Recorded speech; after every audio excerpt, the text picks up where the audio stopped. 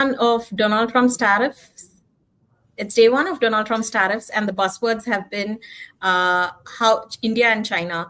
So, to look at what Donald's steep new tariffs on Chinese EVs and batteries, how it could reshape global supply chains, and whether India's electric vehicle market may be at the right crossroads. To help us decode this, we are joined today by Guru Punghavan. He's a 24-year-old entrepreneur and founder of Boson, which is India's first high-energy density lithium-ion cell manufacturer, and it's pioneering the space in terms of sustainability and made in India battery technology. So welcome, Guru. Hi, hello. Thank you for having me. Yeah, it's been a pleasure.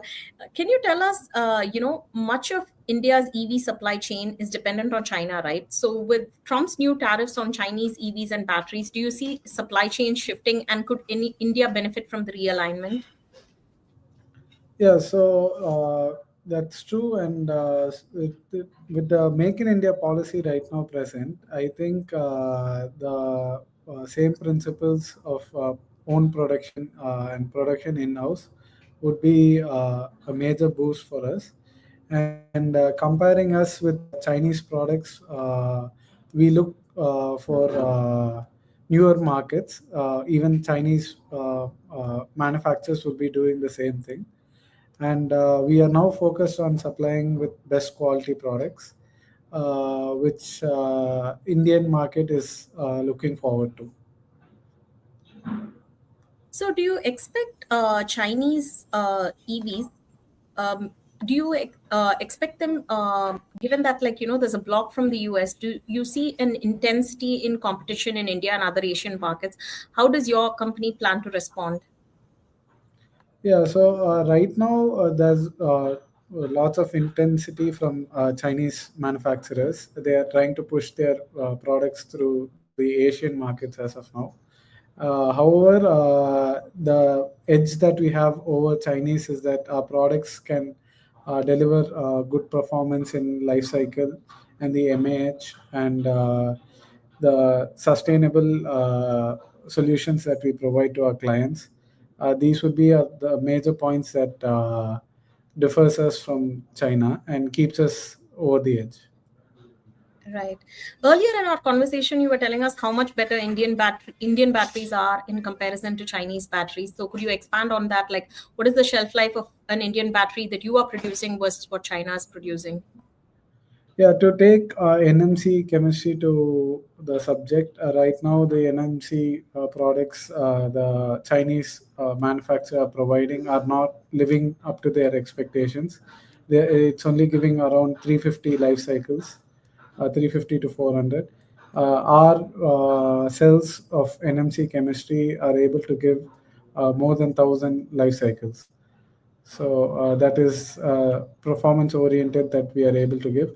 And regarding the MAH and the C rating, we are able to provide around 11C to 15C discharge current rating, which Chinese cells do not. Are these cells compatible for both cars and drones? Like, is it multifunctional across sector usage? Yeah, the sector usage for NMC chemistry is multi-sector. The NMC oriented applications are like EVs, drones, and other heavy power tools. Those would be the major sectors that would be focused on. Right. So, Trump has started off a global trade war, and China in particular wants to corner the African market when it comes to rare earth minerals. So, how do you see shifting trade policies under Trump, especially when it comes to Chinese battery materials? How does it affect your ability to secure lithium at stable prices? Yeah, so at Boson, we are focused on the recycling process that ensures that the lithium needed for our requirement is not dependent on anybody. The fact is underlined by our long term plan to be self sufficient as we go along.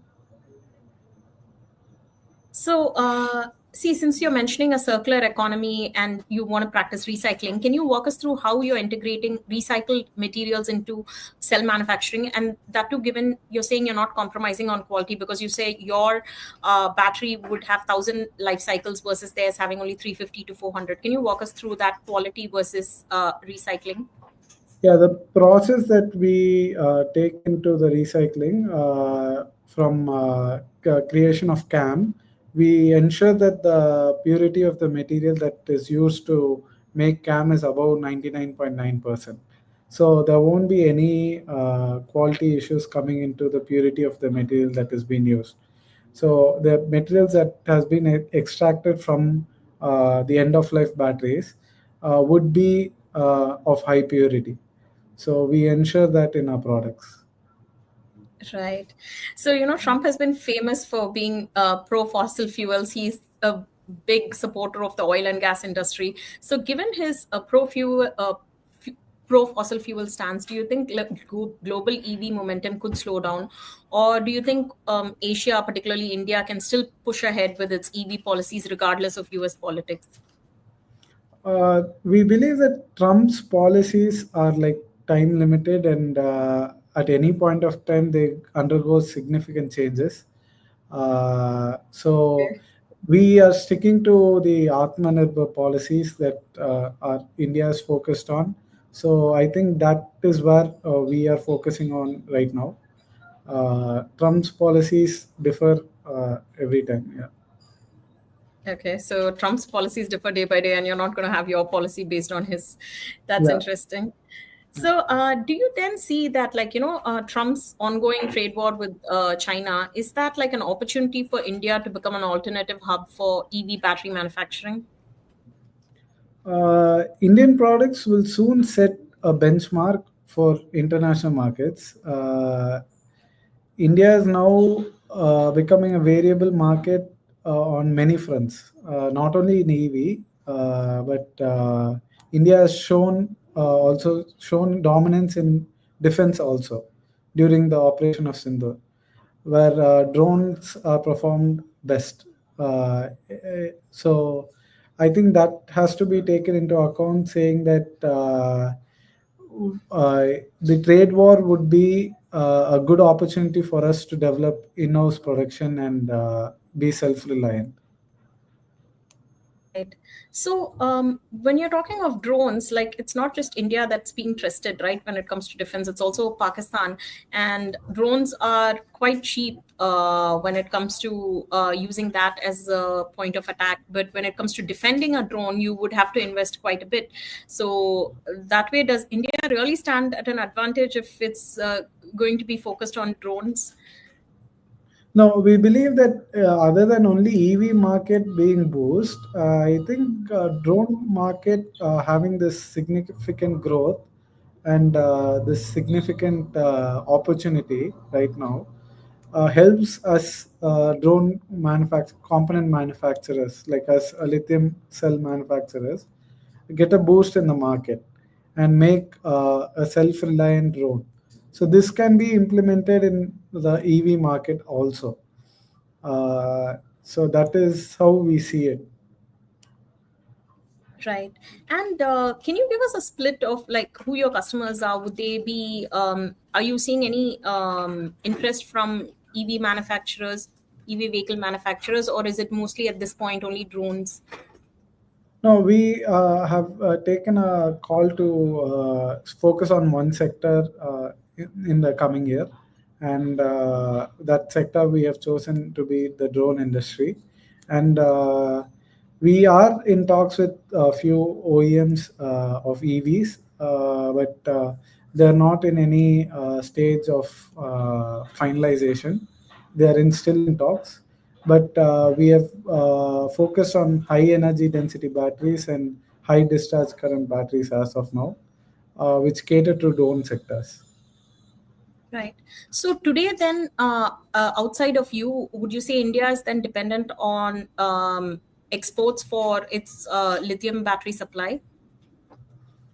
Yeah, I would say that India is dependent on China or other countries for lithium cells, and they have been importing. We have been importing a lot, and I think due to these new developments and these policies that have come through in India, I think that would change. Right, got it. So, can you tell us anything else about sustainability? Because you're positioning Boson as India's first high energy density lithium ion cell manufacturer, right? So, what sets your cells apart from global competitors in terms of performance, cost, and what do you think this pertains for the EV market on the whole? So we are focused on the high energy density cells, as you said, and these cells would be ranging from 4,000 mAh to 6,000 mAh, and they will cater to the high discharge current cells, one of a kind cells, which would have less competitors all around the world. So that is where we are seeing the opportunity lies for us in the next coming years, and that sets us apart from Chinese cells who are not able to match those C ratings and capacity.